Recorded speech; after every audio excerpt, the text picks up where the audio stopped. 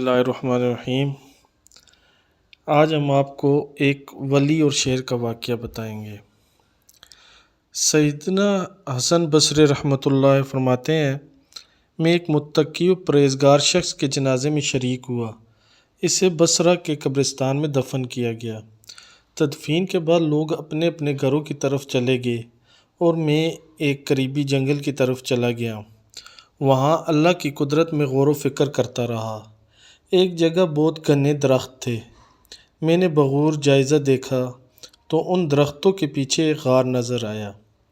میں نے اپنے دل میں کہا، شاہد یہ غار ڈاکوؤں اور لٹیروں کی ماجگاہ ہے۔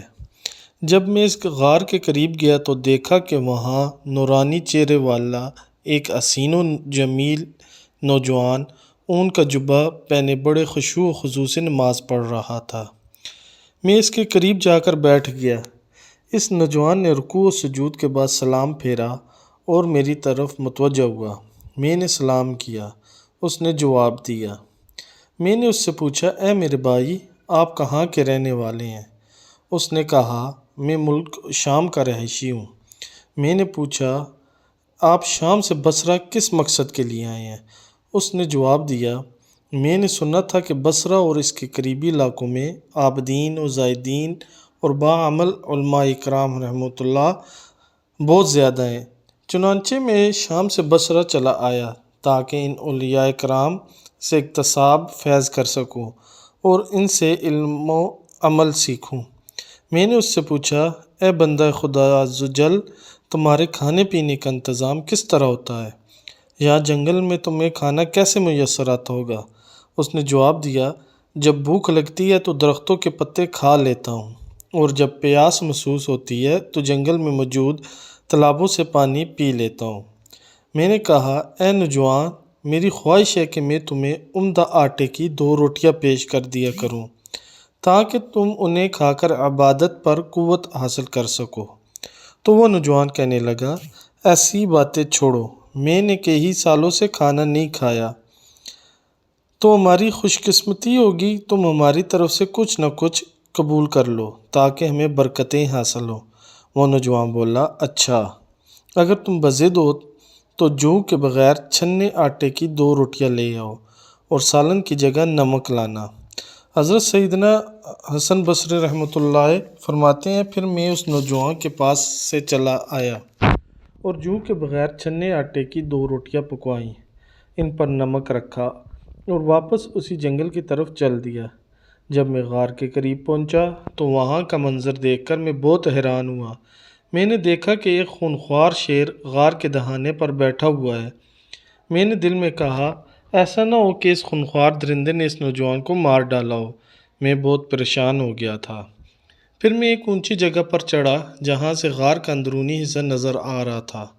مجھے یہ دیکھ کر بڑی خوشی ہوئی کہ الحمدللہ وہ نوجوان صحیح سالم ہے اور اپنے رب کی بارگاہ میں سر بسجود ہے۔ میں نے بلند آواز سے اسے پکارا، اے میرے بھائی، تجھے کیا ہو گیا ہے؟ تو اپنے آس پاس کے حالات سے بے خبر ہے۔ شاید عبادت الہی میں مشغولیت کی وجہ سے تجھے باہر کے حالات کی خبر نہیں۔ میری یہ آواز سن کر اس نوجوان نے نماز میں تخفیف کی اور سلام پھیرنے کے بعد کہنے لگا، اے اللہ کے بندے، تم نے ایسی کیا چیز دیکھ لی ہے جس کی وجہ سے تم اتنے پریشان ہو رہے ہو؟ تو میں نے کہا، وہ دیکھو، غار کے دہانے پر ایک خونخوار شیر گھات لگائے بیٹھا ہے اور ایسا لگتا ہے کہ وہ ابھی حملہ کر دے گا۔ اس نے مجھے مخاطب کرتے ہوئے کہا، اے خدا کے بندے، اگر تو اس ذات سے ڈرتا جس نے اس شیر کو پیدا کیا ہے تو یہ تیرے لیے بہت بہتر تھا۔ پھر اس نوجوان نے شیر کی طرف توجہ کی اور کہا، اے درندے، بے شک تو اللہ کے کتوں میں سے ایک کتا ہے۔ اگر تجھے بارگاہ خداوندی سے حکم ملا ہے کہ تو مجھے کوئی نقصان پہنچائے تو پھر میں تجھے روکنے کی قدرت نہیں رکھتا، اور اگر تجھے اللہ رب العزت کی طرف سے حکم نہیں ملا تو پھر مجھے تیرا کوئی خوف نہیں۔ پھر تیری بہتری اسی میں ہے، تو یہاں سے چلا جا۔ تو خواہ مخواہ میرے اور میرے بھائی کی ملاقات میں حائل ہو رہا ہے۔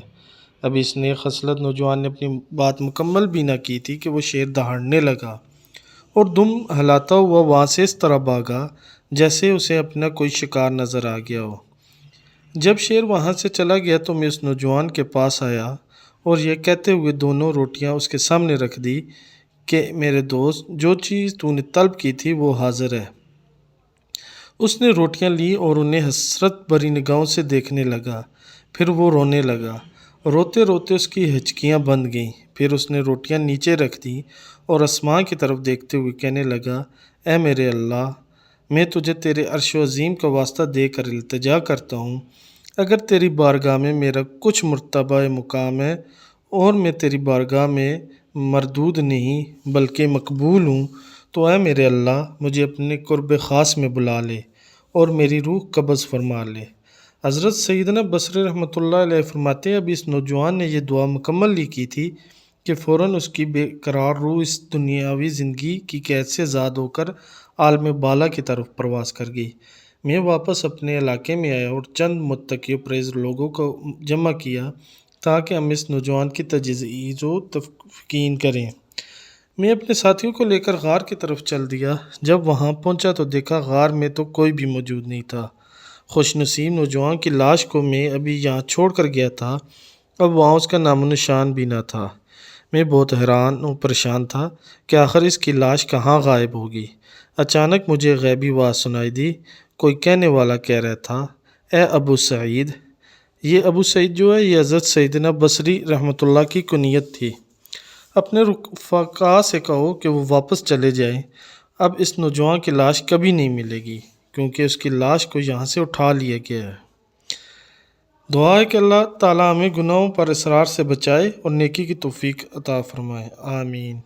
اگر آپ کو یہ ویڈیو اچھی لگی ہو تو چینل کو سبسکرائب ضرور کریں اور ویڈیو کو جتنا زیادہ ہو سکے شیئر کریں۔ جزاک اللہ۔ السلام علیکم۔